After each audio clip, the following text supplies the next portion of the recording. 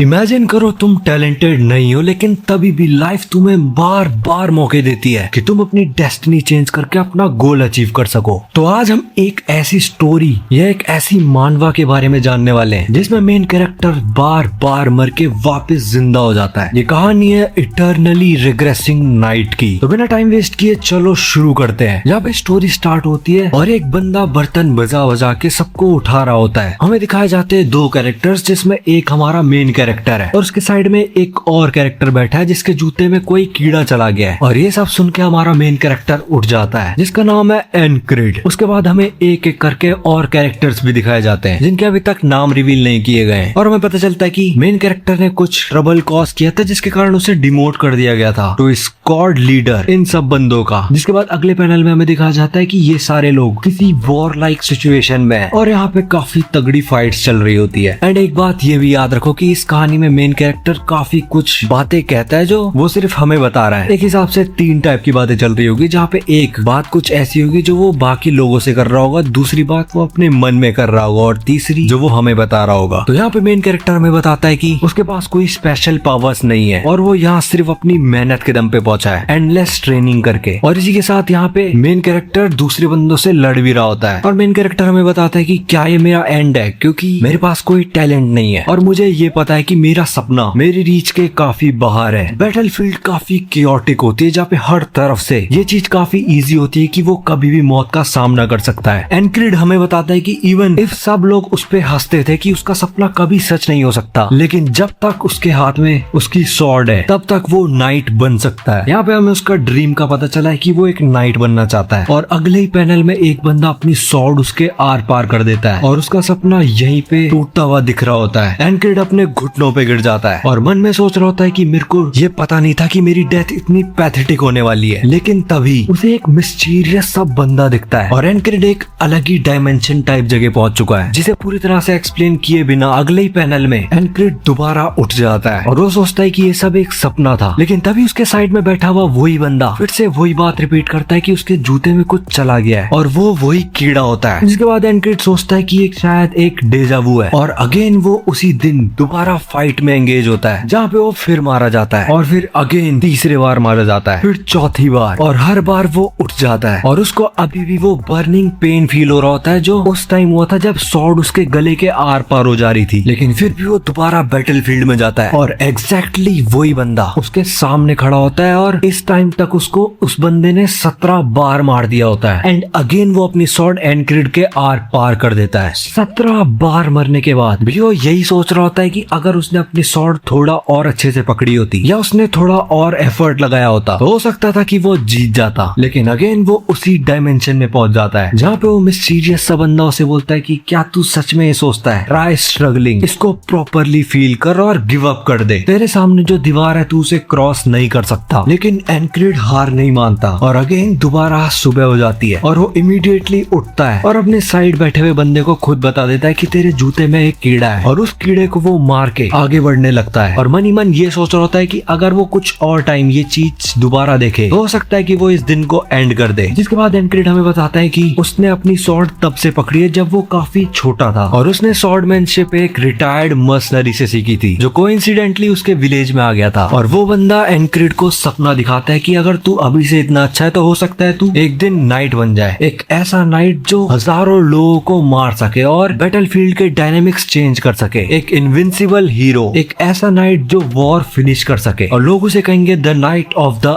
And. और वो इसी सपने के साथ अपना विलेज छोड़ देता है। जिसके बाद वो एक मर्सनरी कॉर्प्स ज्वाइन कर लेता है जहाँ पे बाकी के मर्सनरीज उसे चिढ़ा रहे होते हैं कि तू एक डरपोक आदमी है जो एक कुत्ते से डर गया और तू सोच रहा है तू एक नाइट बनेगा। और एनक्रिड समझ जाता है कि उसके पास जो टैलेंट है वो कुछ स्पेशल नहीं है, ये काफी जल्दी हो जाएगी कि अगर मैं यहाँ पे गिव अप कर लूं सिर्फ एक फेलियर से। And hard work never betrays you. अगर मुझ पे टैलेंट नहीं है तो मैं ये बिलीव करता हूँ कि टाइम के साथ अगर मैं पूरे एफर्ट्स लगाऊं तो मैं इन सब चीजों को ओवरकम कर सकता हूँ। और वो फाइनली एक बीस्ट को मार देता है और धीरे धीरे करके स्ट्रॉन्ग बनना स्टार्ट हो जाता है। लेकिन वो स्ट्रॉन्ग होप एक दिन चोर हो जाती है जब उसके सामने एक बच्चा आता है जो उसे एक डुएल के लिए रिक्वेस्ट करता है और वो उससे हार जाता है। वो बच्चा सिर्फ 12 साल का था और सिर्फ 6 महीने से स्वॉर्डमैनशिप सीख रहा था, लेकिन फिर भी वो एनक्रिड को हरा देता है और वो फिर से अपने डिसीजन को लेके सेकंड थॉट्स देने लग जाता है कि क्या इतना हार्ड वर्क करने से कुछ फायदा हुआ भी। लेकिन फिर भी वो हार नहीं मानना चाहता और कहता है I want to become a knight, चाहे सब लोग मुझ पर हंसे और बोले कि ये एक होपलेस ड्रीम है, लेकिन मैं गिव अप नहीं करूंगा, चाहे इसके लिए मुझे कम खाना पड़े या फिर कम सोना पड़े, मैं हार नहीं मानूंगा। उसके बाद वो दिन रात सिर्फ स्वॉर्ड स्विंग करता रहता है और फिर 3 साल बाद प्रेजेंट में वो साइप्रस डिवीजन की 4th कंपनी और उसके अंदर 4th प्लाटून के अंदर 4th डिवीजन का कमांडर बन जाता है। एक ऐसी स्क्वाड जिसे पूरी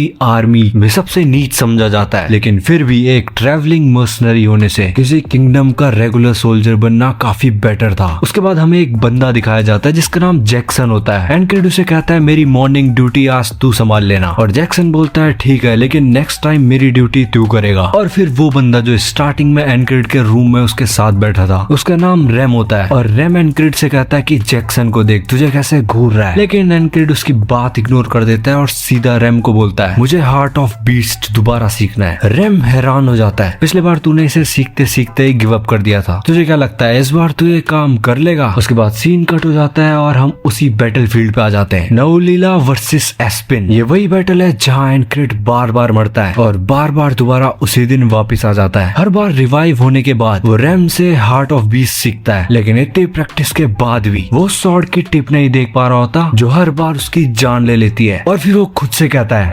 आज पक्का मैं कर लूंगा। और ये था उसका बैटलफील्ड पे 21st अटेम्प्ट, मतलब वो पहले ही 20 बार मारा जा चुका है। इतने बार मरने के बाद उसने बैटलफील्ड की हर रिपीटिंग सिचुएशंस को पूरी तरह से मेमोराइज कर लिया था। सबसे पहले एक स्पीयर उसकी तरफ आता है, लेकिन इस बार वो उससे बाल बाल बच जाता है। उसके बाद पीछे से होने वाले अटैक को भी वो पहले ही प्रिडिक्ट करके उसे डॉज कर देता है। फिर उसे याद आता है कि दूसरी स्क्वाड का एक सोल्जर कुछ ही देर में मरने वाला है, इसलिए वो इस बार उसकी भी जान बचा लेता है और इसी के साथ वो अपना पहला ऑब्जेक्टिव कंप्लीट कर देता है। लेकिन तभी उसके सामने वही आदमी आ जाता है जिसने हर सिंगल लूप में एनक्रिड को मारा था। अब तक की जर्नी में उसकी सामने वो सबसे बड़ी वॉल थी। एनक्रिड तुरंत स्टांस ले लेता है और इसी वक्त हमें ट्रेनिंग के फ्लैशबैक्स दिखाए जाते हैं जहाँ पे रेम उसे कहता है जब भी तू किसी डेंजरस सिचुएशन में होता है तो तू अपनी आंखें बंद कर लेता है, अगर बैटलफील्ड में तूने यही किया तो तू अगले ही सेकंड मारा जाएगा। तुझे ब्रेव बनना होगा, ऐसा इंसान बनना होगा जो मौत से भी नहीं डरता। और आयरनी देखो, ये बात वो उस बंदे से कह रहा है जो अभी तक 20 बार मारा जा चुका है, लेकिन प्रेजेंट में एनिमी एनक्रिड पर अटैक कर देता है। इस बार एनक्रिड हार्ट ऑफ बीस्ट यूज करता है और पहली बार उसके अंदर से मौत का डर पूरी तरह से गायब हो जाता है और इसी वजह से वो एनिमी का अटैक सक्सेसफुली पहली बार डॉज कर लेता है। लेकिन अगले ही पल एनिमी घूम के दूसरा अटैक करता है और अपनी स्वॉर्ड सीधा एनक्रिड के गले के आर पार कर देता है, जिसे एनक्रिड वहीं मारा जाता है और दोबारा उसी मिस्टीरियस डायमेंशन में पहुंच जाता है जहाँ वो हर बार मरने के बाद आता है। और इस बार सामने खड़ा होता है वही मिस्टीरियस बंदा जो एनक्रिड से कहता है ये एक नेवर एंडिंग डे है जिसमें तू हमेशा के लिए फंस चुका है, गिव अप कर दे और इस बोट में चढ़ जा, बस इतना ही मान ले कि तू वीक है और सब कुछ आसान हो जाएगा। तो देखो, मुझे लगता है कि ये मिस्टीरियस सा बंदा एक उस बंदे की तरह है जो मरने के बाद आता है और अपनी बोट में आत्माओं को चढ़ा देता है, लेकिन एनक्रिड ये काम नहीं करता और एनक्रिड उसे सीधा जवाब दे देता है नहीं, वो दिन कभी नहीं आएगा। और अगले ही पल सब कुछ फिर से रिसेट हो जाता है, वही प्रेजेंट डे, वही सुबह और वही आदमी बर्तन बजा बजा कर सबको उठाता है, लेकिन इस बार एनक्रिड पहले से ही थोड़ा जल्दी उठ जाता है। टाइम स्किप,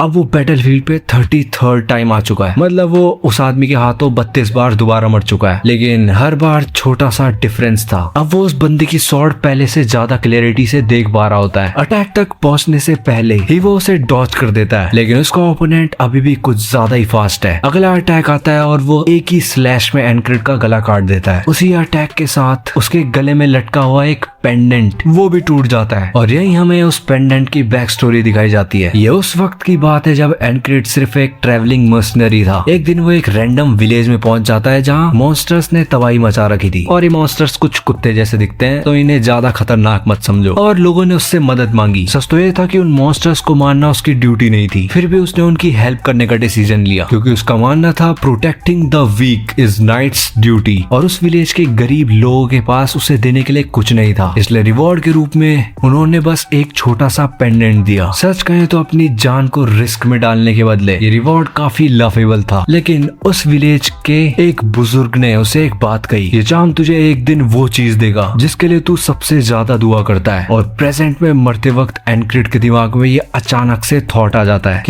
क्या ये सब इस पेंडेंट की वजह से हो रहा है? क्या ये चार्म इस एंडलेस डे के रिपीट होने की वजह है सिर्फ इसीलिए ताकि मैं एक नाइट बन सकूं? लेकिन उसे जवाब सोचने का मौका भी नहीं मिलता और वो एनिमी उसके सामने खड़ा होता है और बोलता है बहुत दर्द हो रहा होगा, अब थोड़ा आराम कर, और अपनी स्वॉर्ड सीधा उसके गले के आर पार कर देता है। फिर से सुबह होती है और जैसे ही एनक्रिड उठता है वो सीधा रैम के पास जाके बोलता है, मैंने तेरे जूतों में एक कीड़ा डाल दिया था। और रैम गुस्सा होकर कहता है, तू पागल है क्या? सुबह सुबह ये कैसी बकवास कर रहा है? लेकिन एनक्रिड उसकी बात काट देता है और बोलता है बस चुप हो जा और मेरे साथ बाहर चल, मुझे अभी के अभी हार्ट ऑफ बीस्ट सीखना है, तो शुरू कर। और एक बार फिर दोनों की ट्रेनिंग शुरू हो जाती है। इस बार रैम खुद सरप्राइज हो जाता है। एनक्रिड पहले से काफी अच्छी तरह से हार्ट ऑफ बीस्ट परफॉर्म कर रहा होता है। रैम हैरानी से पूछता है, ये क्या कर रहा है तू? तेरी बॉडी और स्पेशली तेरा हार्ट, इसके मसल्स इतने स्ट्रॉन्ग इतनी जल्दी कैसे हो गए? एनक्रिड बस इतना कहता है, मैंने बस ट्रेनिंग की है। रैम सिर हिला के बोलता है, इम्पॉसिबल, ये कोई ऐसी टेक्निक नहीं है जो जल्दी सीखी जा सके। और उसे क्या पता है एनक्रिड ये ट्रेनिंग एक दो बार नहीं बल्कि 10 से भी ज्यादा बार रिपीट कर चुका है। रैम फिर कहता है, मेरी फैमिली की सीक्रेट टेक्निक कोई आउटसाइडर इतनी जल्दी कभी नहीं सीख सकता। लेकिन एनक्रिड हल्का सा मुस्कुराता है, शायद आई एम जस्ट लकी, चलो एक और राउंड करते हैं। और दोनों फिर से ट्रेनिंग शुरू कर देते हैं। लेकिन एनक्रिड के दिमाग में सिर्फ एक बात चल रही होती है, चाहे मैंने हार्ट ऑफ बीस्ट सीख लिया फिर भी मैं मर जाऊंगा, क्योंकि अब तक मैं अपने ओपोनेंट के एक भी स्ट्राइक लैंड नहीं कर पाया हूँ। ट्रेनिंग के दौरान रैम भी उसे टोकता है और कहता है, कमांडर आखिर कब तक आप सिर्फ टॉर्च करोगे? एनक्रिड मनी मन जवाब देता है, मुझे सिर्फ एक ही स्वॉर्ड स्टाइल आता है जो कि मर्सनरी स्वॉर्ड टेक्निक है, एक ऐसी टेक्निक जिसे ज्यादातर नाइट्स घटिया समझते हैं और बस एक चीप ट्रिक कहकर इग्नोर कर देते हैं। जिसके बाद रैम उसका स्टांस देख के कहता है, तुम्हारी लोअर बॉडी काफी वीक है। लेकिन फिर भी एनक्रिड के दिमाग में सिर्फ एक बात चल रही होती है, जो कि है वही आदमी जिसने उसे इतने बार मारा कि वो अभी खुद भी काउंट भूल चुका है। ट्रेनिंग के दौरान एनक्रिड अचानक से वही स्टैब यूज करता है, बिल्कुल वही अटैक जो उसका एनिमी हर बार उस पे यूज करता है। लेकिन रैम तुरंत उस अटैक को रीड कर लेता है और सीधा एनक्रिड की स्वॉर्ड पे स्ट्राइक करता है। एनक्रिड की ग्रिप लूज हो जाती है और उसकी स्वॉर्ड उसके हाथ से छूट जाती है। एनक्रिड मनी मन सोचता है, मैंने उस हरामी का अटैक कॉपी कर दिया, मैं उसे इतने बार मर चुका हूँ कि मेरी बॉडी ने उसकी मूवमेंट खुद याद कर ली है। रैम थोड़ा शॉक होकर कहता है, डैम, अभी थोड़ी सी भी गलती होती तो यहाँ खून गिर जाता। अभी तक तूने जितने भी अटैक किए उन सब में ये वाला सबसे डिसेंट था।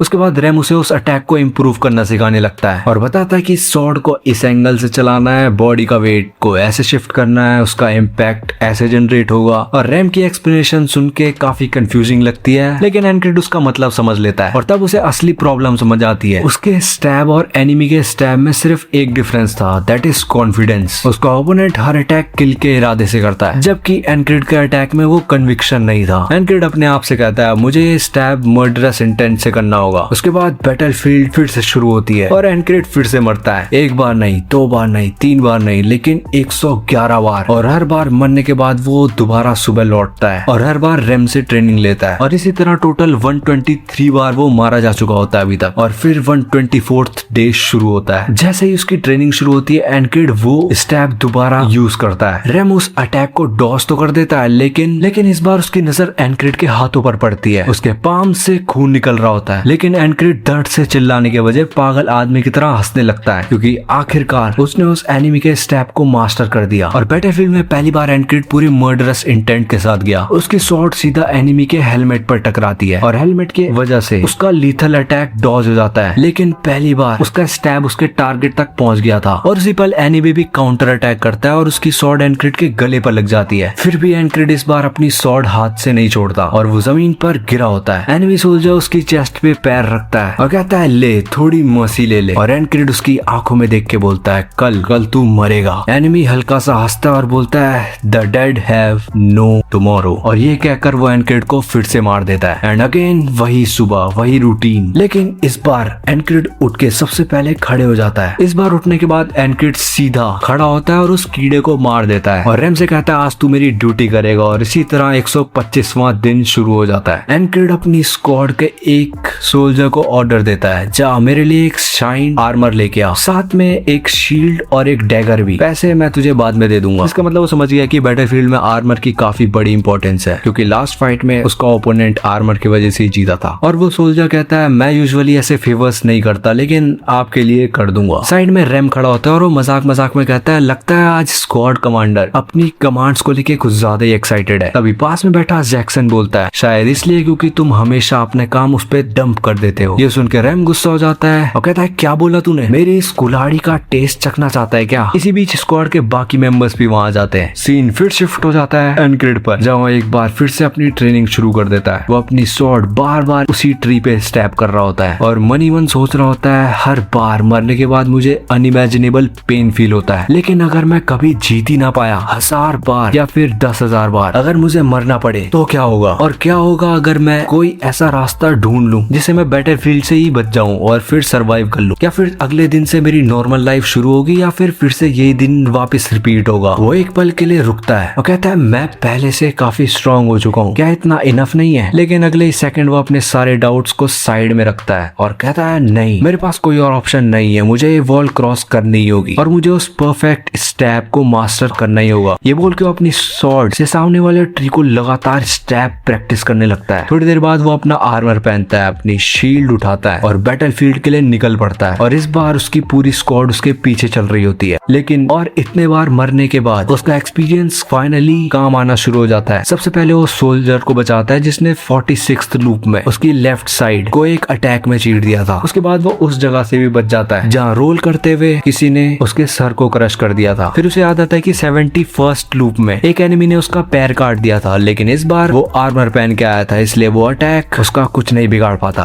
उसके बाद 89th लूप में उसे याद आता है जहाँ एक एक्स ने उसका सर को 2 हिस्सों में बांट दिया था, लेकिन इस बार वो उस अटैक से बच जाता है और साथ ही एक एक्स्ट्रा वेपन जो वो लेकर आया था डैगर, वो सीधा एनिमी के सर पे थ्रो कर देता है। और उसी बीच अपने पीछे वाले सोल्जर की जान बचा के वो इतने सारे ऑब्स्टिकल्स को क्रॉस करने के बाद फाइनली वो अपनी सबसे बड़ी वॉल के सामने खड़ा होता है। वही एनिमी जिसने उसे 100 से भी ज्यादा बार मारा था। दोनों एक दूसरे की तरफ बढ़ने लगते हैं। एनिमी पहला अटैक करता है जिसे एनक्रिड तुरंत अपनी शील्ड आगे करके बच जाता है। अटैक इतना पावरफुल होता है कि शील्ड टूट जाती है, लेकिन इसी ओपनिंग का यूज करके एनिमी दोबारा स्ट्राइक कर देता है और इस बार एनक्रिड अपनी स्वॉर्ड उसके सामने लाकर उसका अटैक रोक देता है। और एनक्रिड तुरंत समझ जाता है कि ये बंदा एक रेगुलर सोल्जर है, लेकिन इसकी स्ट्रेंथ किसी प्रोडिजी से कम नहीं है, बस एक ही वीकनेस है, इसके पास रियल बैटलफील्ड एक्सपीरियंस की कमी है। और इसी वीकनेस का वो फायदा उठाते हुए एनक्रिड अचानक अपना सर उसके मुंह पे मार देता है। एनिमी एक सेकंड के लिए स्टन हो जाता है। उसी वक्त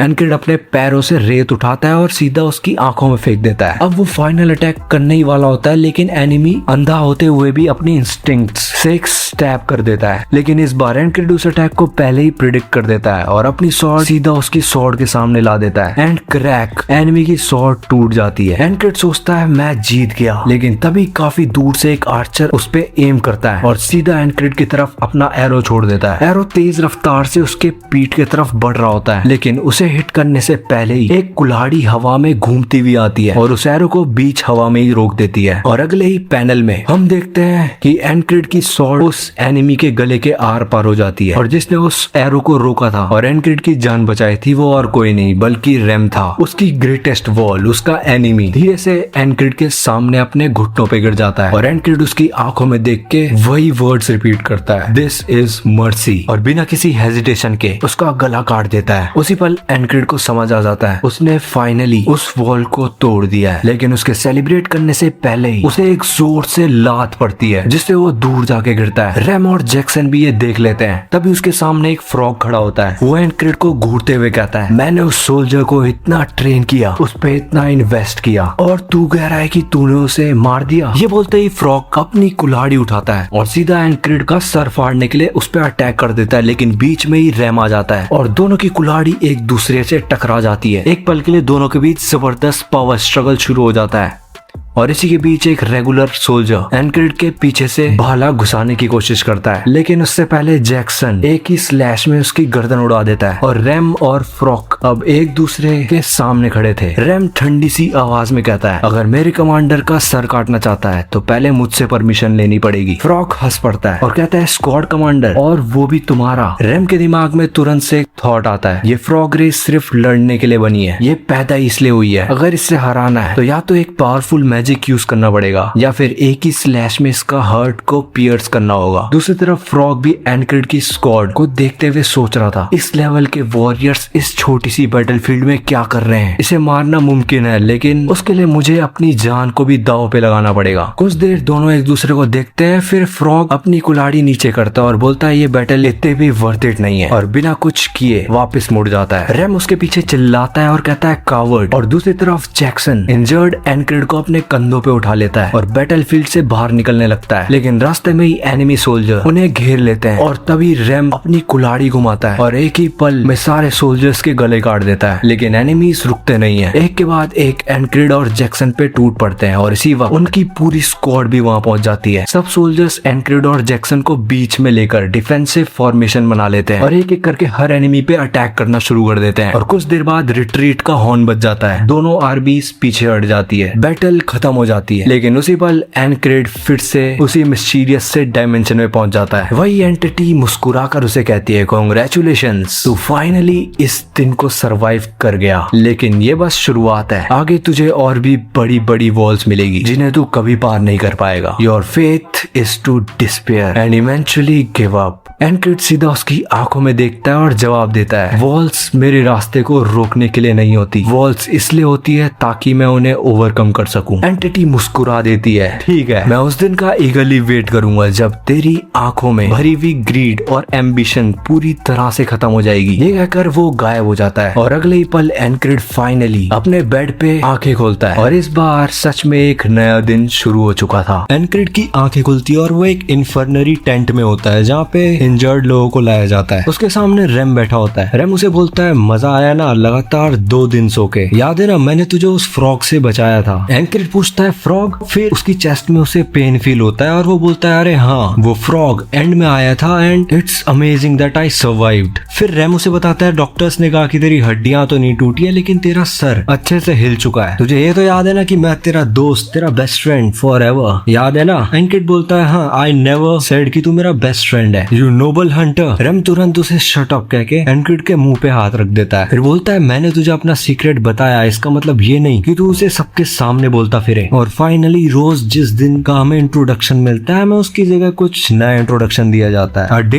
बियॉन्ड टुडे, मतलब फाइनली अगला दिन आ चुका है और हमारा एनक्रिड भी फाइनली अलाइव यहाँ तक पहुंच जाता है। यहीं से हमें उसके स्क्वाड के सारे मेंबर्स एक एक करके इंट्रोड्यूस करवाए जाते हैं। टेंट के अंदर आता है एक रेड हेयर्ड बंदा जिसे एनक्रिड ने उस टाइम पे ऑर्डर दिया था कि वो उसके लिए एक शील्ड, डैगर और फाइट में पहनने वाला कुछ आर्मर्स लाए, और उस बंदे का नाम होता है कैरिस। कैरिस एनक्रिड को देखते ही चिल्लाता है और बोलता है, कमांडर, अब आपको मुझे 3 गुना पैसे देने होंगे। आपको आइडिया भी है आपको यहाँ तक लाने में मेरा कितना पैसा खर्च हुआ है? ये सुनकर एनक्रिड के दिमाग में ये बात आ जाती है कि इन्फर्मरी टेंट का खर्चा बहुत ज्यादा होता है, जिसका मतलब कैरिस इसका सारा खर्चा उठा रहा है। फिर एनक्रिड कैरिस से बोलता है, वैसे बैटलफील्ड में मैंने तुझे कहीं देखा नहीं, तू वहाँ था भी? कैरिस बस स्माइल करके बोलता है, चलो तुम्हारे लिए डिस्काउंट देता हूँ, तुम बस मुझे डबल पे कर देना। मतलब ये हरामी बंदा बैटलफील्ड में था ही नहीं। तभी टेंट के अंदर एंट्री मारता है जैक्सन। एनक्रिड उसे बोलता है, तुझे मुझसे कुछ काम है क्या? अगर है तो जल्दी मुंह खोल। और जैक्सन उसे एक दवाई देता है और बोलता है, रोज सुबह और शाम इसे अपने वुंड्स पे रब कर देना और मुझसे मत पूछना कि मैं ये कहाँ से लाया हूँ। एनक्रिड को भी याद आता है कि ये मेडिसिन जैक्सन की है और जैक्सन अपने पर्सनल चीजें नॉर्मली ऐसे किसी के साथ शेयर करना बिल्कुल पसंद नहीं करता। और उसके बाद हमें अगला स्क्वाड मेंबर दिखाया जाता है जिसका नाम होता है अउद्दीन या उद्दीन। ये स्क्वाड का सबसे लंबा चौड़ा और फिजिकली स्ट्रॉन्गेस्ट बंदा है और ये बंदा जब देखो हाथ जोड़ के बस प्रेयर करता रहता है या फिर मेडिटेशन जैसा कुछ करता रहता है। वो एनक्रिड के सामने हाथ जोड़ कर बैठा होता है और एनक्रिड बोलता है, यहाँ से चले जा, मैं अभी मूड में नहीं हूँ। फिर एनक्रिड मनी मन सोचता है, ये लोग क्या कर रहे हैं, एक एक करके शिफ्ट्स लगा के मुझसे मिलने क्यों आ रहे हैं? क्या ये लोग सच में मेरे लिए वरीड है? जबकि ये लोग अपने अपने कामों में इतने बिजी रहते हैं। और वो ये सोच ही रहा होता है कि तभी टेंट में एक और बंदा एंट्री मारता है जो इसी स्क्वाड का मेंबर होता है और उसका नाम रिवील होता है, दैट इज रेगना। रेगना एनक्रिड को देख के बोलता है, कमांडर तुम इन्फर्मरी टेंट में यहाँ क्या कर रहे हो? और इतना ही बोल कर यहाँ उसे छोड़ के वापस चले जाता है। एनक्रिड भी बोलता है, हाँ ये हो ही नहीं सकता कि रेगना मेरे लिए वरीड हो, ये बंदा मेरी एक बूंद भी केयर नहीं करता। फिर एनक्रिड बताता है कि बिसाइड्स मी इस इन्फर्मरी टेंट में और भी सोल्जर्स हैं, एक दूसरी प्लाटून का कमांडर जो हमेशा मुझसे झगड़ता रहता है और एक दूसरा सोल्जर जिसका नाम अभी मुझे नहीं पता, जो कि पूरे टाइम वहीं पड़ा रहता है और टाइम पास करता रहता है। देखने में तो लगता है कि वो एक लो रैंकिंग सोल्जर है, लेकिन फिर भी वो इन्फर्मरी टेंट में कैसे आया? लेकिन तभी टेंट में एक औरत एंट्री मारती है, या फिर देखने में औरत लगती है क्योंकि वो एक ह्यूमन नहीं होती, उसके कान काफी अजीब से होते हैं। एंड टेंट के अंदर आते ही वो पूछती है, who is commander of fourth squad? और वो होता है हमारा एनक्रिड। एनक्रिड उसकी तरफ देखता है, लेकिन उसके बगल में बैठा हुआ प्लाटून कमांडर तुरंत बोल देता है, फेरी। हाँ, वो एक फेरी होती है। प्लाटून कमांडर तुरंत बोलता है कि मैं हूँ platoon commander of third platoon that is under second company. Ferry उसकी तरफ देखती है और बोलती है, अच्छा तो तुम्हारे कंपनी में तुम्हें ये नहीं सिखाया जाता कि कभी भी तुम अपने सुपीरियर से मिलो तो तुम्हें अपनी या उसकी रेस नहीं बतानी होती? ये सुनते ही कमांडर माफी मांगना शुरू कर देता है और एनक्रिड मनी मन सोचता है, अ सुपीरियर, तो ये फोर्थ कंपनी की नई कमांडर है। जिसके बाद एनक्रिड अपना इंट्रोडक्शन देता है, मैं एनक्रिड हूँ, commander of fourth squad fourth platoon under fourth company. इसके बाद फेरी बोलती है, मैंने सुना है तो उस डिफिकल्ट स्क्वाड को काफी अच्छे से लीड कर रहा है, मैं फ्यूचर में तेरे साथ काम करने के लिए वेट कर रही हूँ। और इतना ही बोल के वो वहाँ से जाने लगती है और एनक्रिड मनी मन सोचता है, तो ये सिर्फ मुझसे बात करने आई थी। लेकिन तभी वो फेरी रुक जाती है और बोलती है, ओए तेरा नाम क्या है? और ये सवाल वो टेंट के उस बंदे से कर रही होती है जो बस यहाँ चिल करने आया है। एंड वो जवाब देता है, मेरा नाम क्रैंग है। एनक्रिड तुरंत समझ जाता है कि ये बंदा झूठ कह रहा है और ये नाम उसने अभी अभी बनाया है। कंपनी कमांडर के सामने भी इसका एटीट्यूड बिल्कुल चेंज नहीं होता। एनक्रिड सोचता है, क्या ये बंदा कोई नोबल है? वहीं खड़ी हुई फेरी कुछ देर उसकी तरफ देखती है और फिर बिना कुछ बोले वहाँ से चली जाती है। और उसके बाद रात होती है और टेंट के अंदर एनक्रिड अपना हाथ चेक करके सोचता है कि पेन काफी कम हो गया है, अब मैं दोबारा अपनी बॉडी की स्ट्रेंथ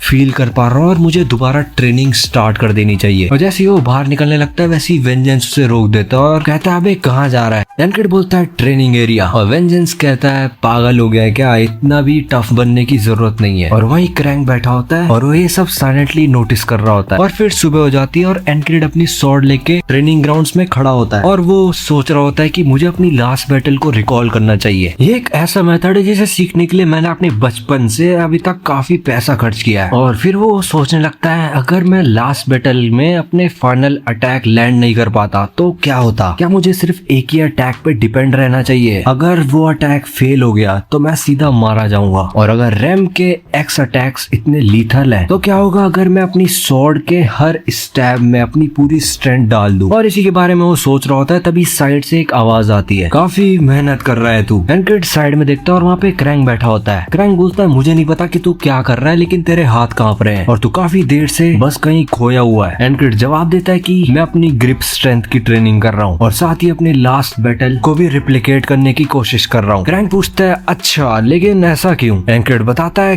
ताकि मैं दोबारा फेल ना हूँ। क्रैंक फिर पूछता है, अच्छा लेकिन अगर तू फेल नहीं हुआ तो फिर क्या करेगा? तुझे कुछ करना है क्या इस लाइफ को प्रिजर्व करके? एनक्रिड कुछ देर चुप रहता है और फिर बोलता है, मुझे क्या करना है? मुझे बनना है, अगर मैं वो लोगों को बता दूं तो सब लोग मेरे ऊपर हंसते हैं, लेकिन ये एक ऐसा ड्रीम है जिसे मैं कभी डिजायर करना बंद नहीं करूंगा और वो है एक नाइट बनना। ये सुन के क्रैंक का एक्सप्रेशन एकदम चेंज हो जाता है और एनक्रिड पूछता है, क्या हुआ, ऐसे क्या देख रहा है? क्रैंक बोलता है, कुछ नहीं। तब एनक्रिड हंसते हुए बोलता है, पहली बार किसी ने मेरा ये ड्रीम सुना और मुझ पे हंसा नहीं है। क्रैंक थोड़ी देर सोचता है और बोलता है, ओ हाँ, मुझे अभी याद आया कि मुझे भी कुछ करना है और तुझे देखने के बाद मुझे समझ आया है कि मुझे क्या करना चाहिए। जाते जाते क्रैंक एनक्रिड को बोलता है, अगर तू कभी नाइट बन जाए तो मेरा नाम याद रखना, फ्रेंड। और वो यहाँ एनक्रिड को फ्रेंड बोल रहा है या उसका असली नाम फ्रेंड है, ये तो हमें आगे जाके ही पता चलेगा। इसके बाद थोड़ा टाइम स्किप होता है और टेंट के बाहर कुछ सोल्जर्स जोर जोर से नारे लगा रहे होते हैं, बैटलफील्ड का हीरो कौन? और बाकी सोल्जर जवाब देते हैं, साइप्रस। टेंट के अंदर बैठे होते हैं एनक्रिड, वेंजेंस और क्रैंक। वेंजेंस हमेशा की तरह चिल्ला रहा होता है कि अभी तक खाना क्यों नहीं आया, तुम लोग हमें भूखा मारना चाहते हो। और एनक्रिड टेंट के बाहर निकल जाता है। अभी उसने खाना नहीं खाया होता है, इसलिए वो ट्रेनिंग एरिया जाने की बजाय बस थोड़ी सी वॉक पे निकला होता है। और बाहर उसकी मुलाकात होती है जैक्सन से। स्क्वाड कमांडर, तुम्हारी इंजरीज कैसी हैं? और एनक्रिड बोलता है थैंक्स, तेरी मेडिसिन ने काफी अच्छा काम किया है। जैक्सन बोलता है अगर तू ठीक हो गया तो जल्दी वापस आ जा। जिसके बाद रात हो जाती है और तीनों दोबारा टेंट के अंदर सोने जाते हैं। सोने जाने से पहले क्रैंक बोलता है गुड नाइट। एनक्रिड उसे जवाब देता है गुड नाइट और दोनों सो जाते हैं। ये पूरा दिन एनक्रिड प्रैक्टिकली कुछ नहीं करता, बस आराम करता है और टाइम पास करते करते पूरा दिन निकल जाता है। जिसके बाद फिर से सुबह हो जाती है और बाहर फिर वैसी आवाज आना शुरू हो जाती है। बैटलफील्ड का हीरो कौन? साइप्रस। एनक्रिड तुरंत से सोचता है ये लोग फिर से आ गए, लेकिन ये दोबारा यहाँ क्यों आए? टेंट के अंदर बैठा वेंजेंस फिर से वही लाइन रिपीट करता है, अभी तक ब्रेकफास्ट क्यों नहीं आया? तुम लोग चाहते हो कि हम भूखा मर जाएं? एनक्रिड एकदम कंफ्यूज हो जाता है। ये आज भी बिल्कुल वही बोल रहा है जो इसने कल बोला था, वर्ड टू वर्ड। वो तुरंत टेंट से बाहर निकलता है और बाहर उसे वहीं जैक्सन बैठा मिलता है जो पूछता है स्क्वाड कमांडर तुम्हारी इंजरीज कैसी है? और एनक्रिड उसे फिर वही जवाब देता है और जैक्सन सेम वही लाइंस रिपीट करता है, अगर ठीक हो गया हो तो जल्दी वापस आ जाना। तब एनक्रिड का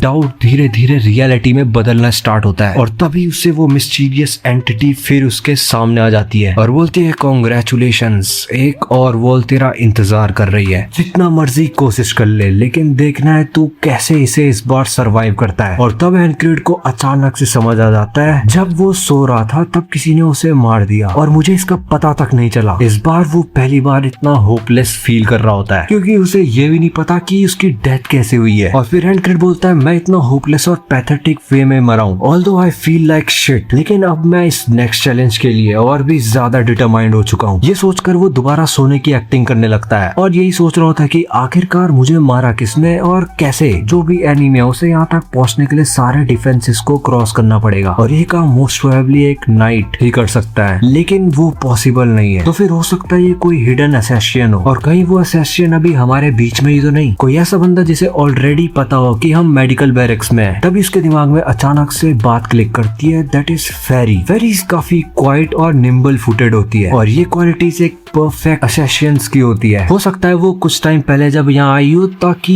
वो देख सके कि सब उसके प्लान के अकॉर्डिंग चल रहा है या नहीं, लेकिन इस थ्योरी को कंफर्म करने के लिए मुझे कुछ चेक करना होगा। हमारे टेंट में सिर्फ एक ही एंट्रेंस है, जैसे ही असैसिन अंदर आए मैं या तो चिल्ला के सबको उठा दूंगा या फिर उसी वक्त उसे खत्म कर दूंगा, मुझे बस उसके आने का वेट करना होगा। लेकिन वो ये सब सोच रहा होता है कि अचानक एक पतली सी निडल सीधा उसके गले में घुस जाती है और वो एक पॉइजनस निडल होती है जिसके कारण एनक्रिड कुछ बोल ही नहीं पा रहा होता, ना ही एनक्रिड उस असैसिन को देख भी पाता है। उसकी बॉडी हिल नहीं रही होती और तब वो समझ जाता है शायद इसी पॉइजन की वजह से उसे पिछले बार फील ही नहीं हुआ कि वो मरा कैसे। और फिर वो साइड में देखता है तो वेंजेंस भी उसी तरह मरा पड़ा होता है और दूसरी साइड क्रैंक के सामने वही असैसिन खड़ा होता है। वो अपनी स्वॉर्ड सीधा क्रैंक की चेस्ट में घुसा देता है। तभी टेंट को फाड़ते हुए एक असैसिन अंदर आता है और उसके कान देखते ही क्रैंक समझ जाता है ये फेरी है और फिर एक बार फिर से सब कुछ रिपीट होना स्टार्ट हो जाता है। एनक्रिड अपने बेड पे बैठ जाता है और सोचता है मैं पूरी रात अलर्ट था, लेकिन फिर भी मेरे साथ ये सब हो गया, ये चैलेंज इजी नहीं होने वाला। और ऊपर से वो फेरी एक कंपनी कमांडर है, चाहे मैं असैसिन को रोक भी दूं, लेकिन उस कंपनी कमांडर का क्या? इस वक्त एनक्रिड खुद को बिल्कुल हेल्पलेस फील कर रहा होता है, बिल्कुल वैसे ही जैसे वो पहली बार उस स्वॉर्डमैन के सामने फील कर रहा था। लेकिन फिर वो खुद को याद दिलाता है उस वक्त मुझे लग रहा था कि मैं कभी नहीं जीत पाऊंगा, लेकिन एंड में मैंने वो वॉल तोड़ दी थी, इस बार भी मैं कोई ना कोई रास्ता ढूंढ ही लूंगा। ये सोचकर वो उठता है। सबसे पहले वो अपने साइड बैठे हुए वेंजेंस का कंबल खींच लेता है। वेंजेंस गुस्से में बोलता है अरे पागल हो गया है क्या? लेकिन एनक्रिड उसकी बात सुन ही नहीं रहा होता। उसका असम्पशन होता है कि असैसिन्स ऑलरेडी उसके कैंप को इन्फिल्ट्रेट कर चुके हैं, लेकिन जब ऐसा कुछ नहीं दिखता तो वो बाहर जाके खुद चेक करने का डिसीजन लेता है। और जैसे ही वो बाहर निकलता है वेंजेंस पीछे से चिल्लाता है अबे अब क्या तू अपनी स्वॉर्ड से कॉकरोचेस को पकड़ने जा रहा है? वैसे भी ये काम तेरे जैसे लो लाइफ सोल्जर को सूट भी करता है। लेकिन एनक्रिड उसे कम्प्लीटली इग्नोर कर देता है और रास्ते में उसे क्रैंक मिल जाता है। क्रैंक पूछता है तुम दोनों क्या बात कर रहे थे, फिर से लड़ने लग गए हो क्या? एनक्रिड उसकी तरफ देखता है और मनी मन सोचता है कि जिस तरह से असैसिन सीधा एनक्रिड के पास पहुंच गए थे और जिस तरह उसी को टारगेट कर रहे थे, मुझे पूरा यकीन है क्रैंक ही उनका असली टारगेट है। लेकिन आखिर क्रैंक असल में है कौन? और एनक्रिड अचानक से क्रैंक से पूछ ही लेता है क्रैंक व्हाट आर यू? और ये बोल के वो उसे रियलाइज हो जाता है कि उसने शायद कुछ गलत बोल दिया है, लगता है मेरी कन्वर्सेशनल स्किल्स बिल्कुल ट्रैश हैं। क्रैंग उसकी तरफ देख के बोलता है व्हाट एम आई,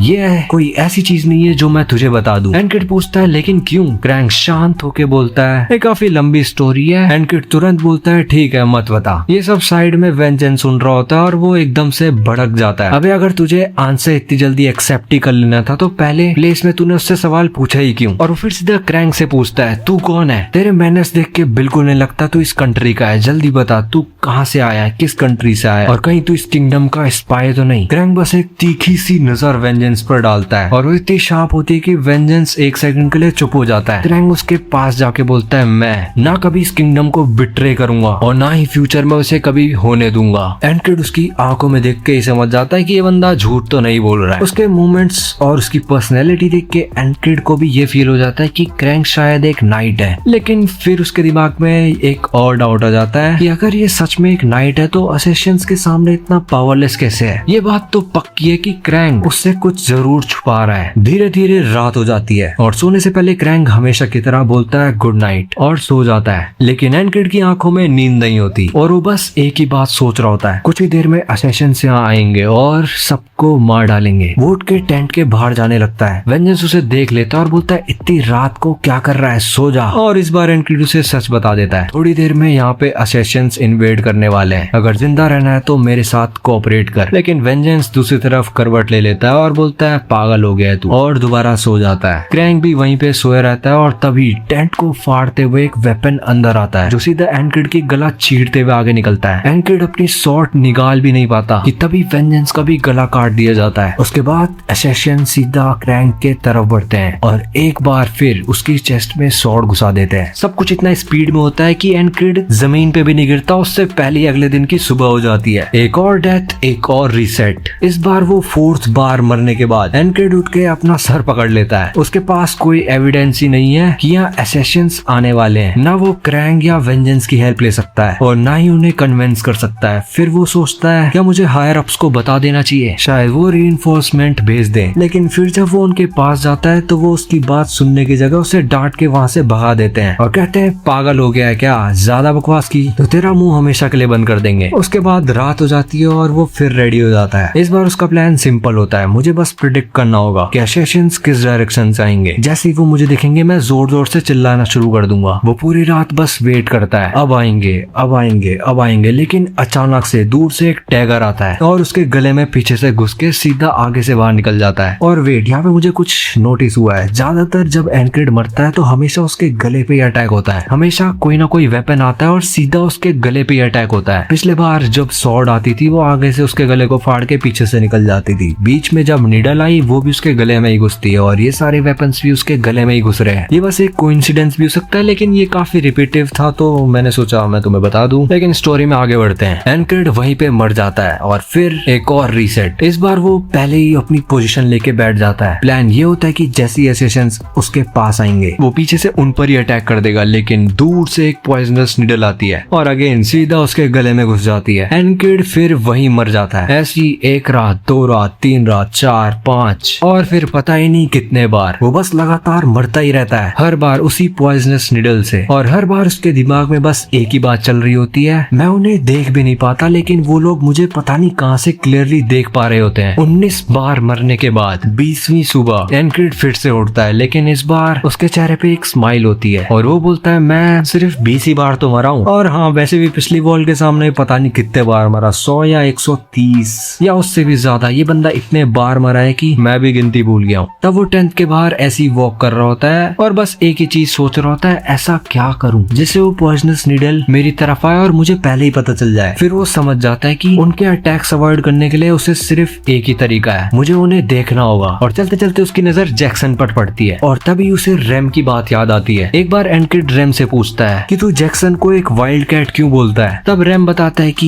ये बंदा डर्टी ट्रिक्स यूज करता है, मैंने कभी भी इसे एनिमी से हेड ऑन फाइट करते हुए नहीं देखा है। ये हमेशा उनकी पीछे से अटैक करता है और फिर तुरंत वहाँ से भाग जाता है, बिल्कुल एक जंगली पिल्ली की तरह। तभी जैक्सन एनकिड से पूछता है स्क्वाड कमांडर तुम्हारी इंजरीज कैसी है? एनकिड मनी मन सोचता है अगर जैक्सन मेरी जगह होता तो शायद उन असेसियंस से आसानी से बच जाता, लेकिन मैं इसे अपने साथ नहीं ले जा सकता, इस पर मेरी इतनी भी अथॉरिटी नहीं है। और अगर ले भी गया तो जो भी वॉल मेरे सामने खड़ी है उसे मुझे ही क्रॉस करना होगा। तब वो डिसाइड करता है मुझे भी जैक्सन की तरह ही बनना होगा। फिर वो जैक्सन से पूछता है अगर तुम्हारे जैसा कोई बंदा मेरे पीछे से मुझ पे अटैक करे तो मैं उसे कैसे रोकूं? जैक्सन कुछ देर सोचता है और फिर बोलता है मुझे नहीं पता, आज तक किसी ने मेरा अटैक को सर्वाइव ही नहीं किया है। इतनी कूल लाइन सुन के एनकिड भी कुछ सेकंड के लिए फ्रीज हो जाता है। जैक्सन उसकी तरफ देख के हंसता है और बोलता है सिंपल है, तुम्हें अपने सर के पीछे आंखें चाहिए। एनकिड हैरान होकर बोलता है सर के पीछे आंखें? क्या बोल रहा है तू? तब सामने से एक वैगन गुजर रही होती है। जैक्सन बोलता है परफेक्ट टाइमिंग, तुम उस वैगन को देख रहे हो जो उस टेंट के पीछे से जा रही है। वैगन काफी दूर होती है लेकिन जैक्सन उसे ऑलरेडी फोकस में ले चुका होता है। एनकिड सोचता है कि इतनी दूर की चीजें ये बंदा नोटिस कर ले रहा है, क्या सच में इसके सर के पीछे आंखें हैं? जैक्सन फिर बोलता है 2 सेकंड बाद इस वैगन का एक टायर टूटने वाला है और एग्जैक्टली 2 सेकंड बाद उसका एक व्हील टूट के नीचे गिर जाता है, जिससे एनकिड एकदम शॉक हो जाता है और बोलता है अबे तू कोई प्रॉफिट है क्या? ये तूने कैसे प्रिडिक्ट किया? जैक्सन हंसते हुए बोलता है लगता है तुम उस बारबेरियन के साथ इतना टाइम बिता चुके हो कि तुमने बेसिक सी चीजें नोटिस करना छोड़ दिया है। यहाँ बारबेरियन से उसका मतलब रैम से होता है। एनकिड बोलता है अरे मेरे साथ मजाक मत कर, सीधा बता तूने ये कैसे किया? तब जैक्सन बोलता है साउंड, मैंने वैगन की व्हील का क्रैक होने की आवाज सुन ली थी। अगर तुम अपनी सराउंडिंग्स को ध्यान से सुनो तो तुम बहुत सी चीजें पहले ही प्रिडिक्ट कर सकते हो। एनकिड मनी मन सोचता है इसने इतनी हल्की सी आवाज भी सुन ली जो मुझे बिल्कुल सुनाई नहीं दी और मुझे तो ये भी नहीं पता था कि वैगन यहाँ से जा रही है। जैक्सन आगे बोलता है हर चीज को सेंस करने के लिए देखना जरूरी नहीं होता, कभी कभी सिर्फ आवाज काफी होती है। प्रैक्टिस करो, अपने आसपास की सारी आवाजों को अलग अलग पहचानना सीखो। जितनी ज्यादा साउंड आइसोलेट कर पाओगे उतना ज्यादा तुम प्रिडिक्ट कर पाओगे। एनकिड बोलता है ये एक्सप्लेनेशन काफी अच्छी थी लेकिन तू इतना लेजी है इसलिए मैं तुझसे कभी प्रॉपरली बात नहीं कर पाता। जैक्सन खड़ा होता है और बोलता है हाँ मैं लेजी हूँ और फिर वो यहाँ से जाते जाते बोलता है लेकिन आजकल एक चीज नोटिस कर रहा हूँ, स्क्वाड लीडर तुम गिव अप नहीं करते। ये बोल के जैक्सन वहाँ से चले जाता है। कुछ देर बाद रात हो जाती है। एनकिड दोबारा अपने टेंट में लेट जाता है और मनी मन बोलता है मेरे सामने एक दूसरी वॉल खड़ी है, एक फेसलेस स्टेप, और मैं तभी जिंदा बचूंगा जब मैं उसे देखने की बजाय सेंस करना सीख जाऊंगा। और वो अपनी आंखें बंद कर लेता है। उसके बाद वो फुटस्टेप्स की आवाज सुनना स्टार्ट करता है, जिसके बाद बाहर से किसी के को चलने की आवाज सुनाई दे रही होती है और वो तुरंत पहचान लेता है कि ये एक रेगुलर सोल्जर्स है जो पेट्रोल पर निकले हैं और वो बस वेट कर रहा होता है कि कब आएंगे वो, लेकिन उसे फुटस्टेप्स सुनाई नहीं देते। और अगले ही पल दूर से एक पॉइजनस निडल आती है और सीधा उसके दोबारा उसके गले में घुस जाती है। फिर से सुबह हो जाती है और एनकिड अपना सर पकड़ के बैठा होता है और बस एक ही बात सोच रहा होता है मैं अभी तक एक भी स्टेप आगे नहीं बढ़ा। ये सोचकर वो टेंट से बाहर निकल जाता है। बाहर जाकर वो फिर जैक्सन से और इन्फॉर्मेशन लेता है। जैक्सन बोलता है अगर तुझे ये सब सीखना है तो तुझे साउंड से उसकी इन्फॉर्मेशन गैदर करनी सीखनी होगी। सिर्फ आवाज सुनकर तो किसी चीज की लोकेशन, उसकी डायरेक्शन और उसका डिस्टेंस प्रिडिक्ट कर सकता है। और जिस दिन तू दूर की सबसे हल्की आवाज को भी सुन लेगा उस दिन तेरे कान तेरी सेकंड पेयर ऑफ आईज बन जाएंगे। फिर जैक्सन एक्सप्लेन करता है साउंड एक वेव होती है जो हर डायरेक्शन में ट्रेवल करती है। मैटर नहीं करता कि वो कितनी साइलेंट हो या फिर कितने बड़े केओस के बीच में हो जहाँ हजारों साउंड वेव्स एक साथ मिक्स हो रही हो। तुझे बस अपनी टारगेट साउंड वेव को बाकी सब आवाजों से आइसोलेट करना है। उसके बाद एनकिड चुपचाप टेंट के बाहर बैठ जाता है। वो आसपास की आवाजों को अलग अलग करके पहचानना और प्रैक्टिस करना स्टार्ट करता है। यहाँ लकड़ी की आवाज है, उधर सोल्जर्स मार्च कर रहे हैं, उसे हर टाइप की और भी आवाजें सुनाई दे रही होती है जैसे कि हवा या फिर पेड़ की पत्तियां। हर छोटी से छोटी आवाज को वो आइसोलेट करने की कोशिश कर रहा होता है। तभी वहाँ क्रैंग आ जाता है और पूछता है ये किस टाइप की ट्रेनिंग चल रही है। अब यहाँ क्रैंग ने एनकिड का एक निकनेम रख दिया है, दैट इज एनसी। एनकिड बोलता है मैं तो बस यहाँ इडियट की तरह बैठा हूँ, तुझे ट्रेनिंग लग रही है। क्रैंग तुरंत जवाब देता है कि तू इतना भी इडियट नहीं है जो बिना वजह अपना टाइम वेस्ट करे। जिसके बाद धीरे धीरे रात हो जाती है और एक बार फिर पॉइजनस निडल उसके गले में घुस जाती है। दूसरे साइड क्रैंग की चेस्ट में फिर से शॉट घुस जाती है। एक बार नहीं, 2 बार नहीं, ऐसे ही बार बार करते हुए 34th डे भी आ जाता है। लेकिन अभी भी एनकिड को असैसिन्स के फुटस्टेप्स की मूवमेंट की आवाज सुनाई नहीं दे रही होती। फेलियर फेलियर फेलियर, एक के बाद एक उसे सिर्फ फेलियर्स मिल रहे होते हैं। लेकिन फिर भी वो हार नहीं मानता। वो सोचता है मुझे और एक्सपीरियंस की जरूरत है, ना किसी डिवाइन इंटरवेंशन की, ना ही किसी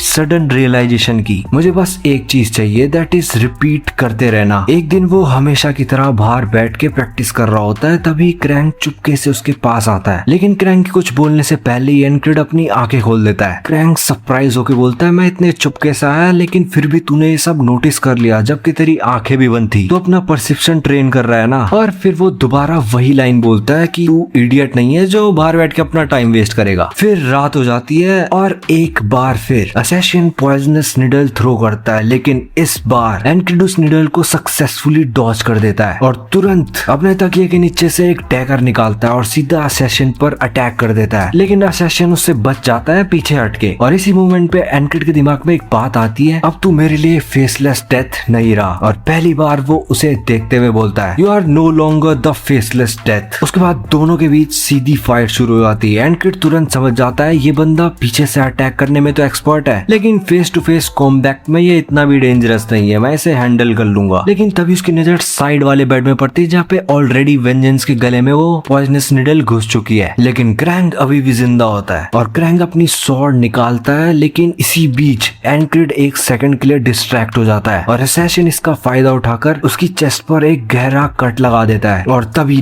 टेंट फाड़ते हुए फेरी की एंट्री हो जाती है। एनक्रिड तुरंत रेडी हो जाता है फेरी को स्टैब करने के लिए, जहाँ पे उसे लग रहा होता है कि फेरी भी उस पर अटैक करने आ रही है। और इसी वक्त असैसिन अपनी सारी पॉइजनस निडल एनक्रिड और क्रैंग की तरफ फेंक देता है। एनक्रिड के सामने फेरी खड़ी होती है और उसके पीछे पॉइजनस निडल्स उसकी तरफ बढ़ रही होती है। एक पल के लिए एनक्रिड बीच में फंस जाता है, लेकिन तभी फेरी एनक्रिड के ऊपर जंप करती है और एनक्रिड का अटैक डॉज करते हुए उसके ऊपर से निकल जाती है और अपने क्लोक की मदद से उसकी फेंकी हुई सारी की सारी पॉइजनस निडल्स को बीच में ही रोक देती है और एक ही बार में एनक्रिड और क्रैंग दोनों को बचा लेती है। एनक्रिड मनी मन सोचता है कि मुझे तो लगा था ये भी असैसिन के साथ है, लेकिन ये तो हमें बचाने आई है। और वो तुरंत अपना दिमाग इस चीज से हटाता है और कहता है जो भी हो, और यही मेरा चांस है। एनक्रिड डैगर लेके सीधा असैसिन पे टूट पड़ता है। एक ही अटैक में वो असैसिन का चाकू हवा में उड़ा देता है और जैसे ही फिनिशिंग ब्लो देने वाला होता है, असैसिन की स्पीड इतनी ज्यादा होती है कि वो वहां से एकदम से भाग जाता है। एनक्रिड, क्रैंग और फेरी तीनों बस खड़े होकर उसको देखते ही रह जाते हैं। थोड़ी देर बाद क्रैंग बोलता है वो आदमी प्रोबेबली मुझे मारने आया था। एनक्रिड जवाब देता है हाँ मुझे पता है। क्रैंग हैरान होकर पूछता है कैसे? एनक्रिड बताता है कौन ही इतना पागल होगा जो किसी असैसिन को हायर करे सिर्फ मेरे जैसे लो रैंक सोल्जर या फिर वेंजेंस को मारने के लिए। फेरी तभी बोल देती है एग्जैक्टली। फिर वो एनक्रिड की तरफ देखती है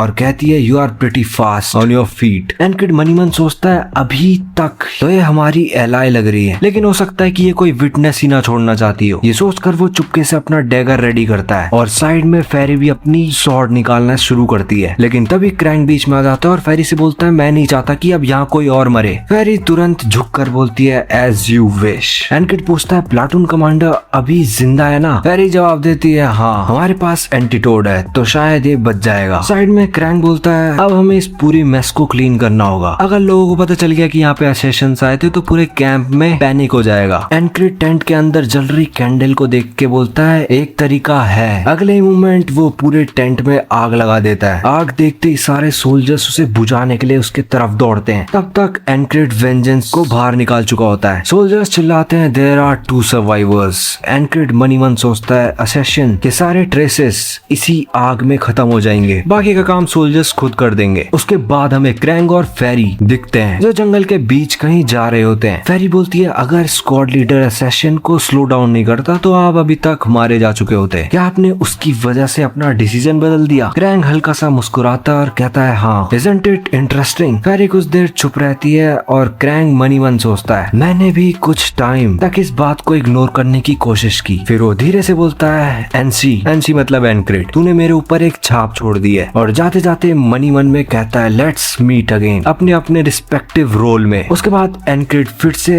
उस मिस्टीरियस से डायमेंशन में पहुंच जाता है जहाँ पे वो मिस्टीरियस आदमी बोट में बैठा होता है। वो एनक्रिड से बोलता है तुम दोनों एक बार फिर मिलोगे। एनक्रिड सिर्फ इतना बोलता है एनी टाइम। उसके बाद सुबह हो जाती है। एनक्रिड बोलता है मैं साइलेंट डेथ के अगेंस्ट भी सरवाइव कर चुका हूँ और फाइनली नेक्स्ट डे तक भी पहुंच गया। अब मैं काफी चीजों की प्रेजेंस सेंस कर पा रहा हूँ, लेकिन फेरी उसकी प्रेजेंस में अभी भी बिल्कुल सेंस नहीं कर पाया। अभी भी मेरे पास सीखने के लिए बहुत कुछ है। थैंकफुली मुझे ज्यादा इंजरीज नहीं आई तो मैं इमीडिएटली अपनी स्क्वाड के पास रिटर्न कर सकता हूँ। ये बोलकर वो अपनी स्क्वाड की तरफ निकलने के लिए रेडी होने लग जाता है, लेकिन तभी पीछे से वेंजेंस उसे आवाज देता है ओए क्या तूने मुझे कल फायर से बचाया था? वेंजेंस पूछता है लेकिन तूने मुझे बचाया ही क्यों? एनक्रिड शांत होकर बोलता है वी आर कॉमरेड्स, तुझे बचाने के लिए मुझे कोई रीजन की जरूरत नहीं है। वेंजेंस कुछ देर चुप रहता है, फिर बोलता है मैं तो हमेशा तुझे बुरा भला कहता रहता हूँ, फिर भी तूने मेरी हेल्प की। फिर वो पूछता है क्या तू अपनी स्क्वाड की तरफ वापस जा रहा है? एनक्रिड बोलता है हाँ, और वेंजेंस रिप्लाई देता है और कहता है शायद तेरी टाइमिंग खराब है, वहाँ थोड़ा माहौल गर्म चल रहा है। एनक्रिड हैरान होके पूछता है क्यों, क्या हुआ? फिर सीन शिफ्ट होता है और हम रेग्ना और रेम को देखते हैं जो एक दूसरे पे बुरी तरह से अटैक कर रहे होते हैं। बाकी सोल्जर्स में उन दोनों के बीच में आने की हिम्मत नहीं होती तो वहाँ से भाग रहे होते हैं और भागते भागते कहते हैं इनका स्क्वाड लीडर कहाँ है। जब भी वो यहाँ नहीं होता है ये दोनों एक दूसरे से लड़ने लगते हैं। रेम दूर से ही रेग्ना को इतना जोर से पंच मारता है कि उसके पीछे का टेंट ही टूट जाता है। रेग्ना भी तुरंत काउंटर करता है लेकिन रेम उसका अटैक डॉज करते हुए उसे एक और पंच कर देता है। अब दोनों अपने अपने वेपन्स निकाल लेते हैं और सीधा एक दूसरे पे टूट पड़ते हैं। हर तरफ चीजें उड़ रही होती है लेकिन तभी एनक्रिड वहाँ एंट्री मारता है। वो जोर से चिल्लाता है रुक जाओ बेवकूफो। रेम तुरंत रुक जाता है, अरे स्क्वाड लीडर आप कब आए? वहीं रेग्ना बोलता है अबे अभी तू मरा नहीं क्या? मुझे लगा तू कब का मर चुका होगा। एनक्रिड सिर पकड़ के कहता है मैं मरा नहीं हूँ लेकिन तुम दोनों की वजह से जरूर पागल हो जाऊंगा। उसके बाद फाइनली एनक्रिड अपनी स्क्वाड में वापस आ जाता है जिसके बाद रात हो जाती है और एनक्रिड फाइनली अपने टेंट में घुसता है और बढ़िया खर्राटे मार के सो जाता है, इस डर में नहीं कि वो कल उठेगा नहीं बल्कि इस सुकून में कि वो फाइनली कल उठ जाएगा। अब देखो सीरीज यहाँ पे खत्म नहीं हुई है। मैंने ऑलमोस्ट इस वीडियो में 10 चैप्टर तक बता दिए हैं। अब इसके बाद अगली आर्क स्टार्ट होगी जहाँ पे एनक्रिड डायरेक्टली फेरी के अंडर ऑर्डर्स मानेगा और अपनी स्क्वाड को छोड़ के एक दूसरी स्क्वाड के साथ एक मिशन करने निकलेगा। लेकिन अगर तुम वो सब देखना चाहते हो तो चैनल को सब्सक्राइब एंड इस वीडियो को लाइक करके कमेंट कर दो। मैं हूँ अड्डी इंडियन और मैं मिलता हूँ तुमसे नेक्स्ट वीडियो में। Till then bye bye.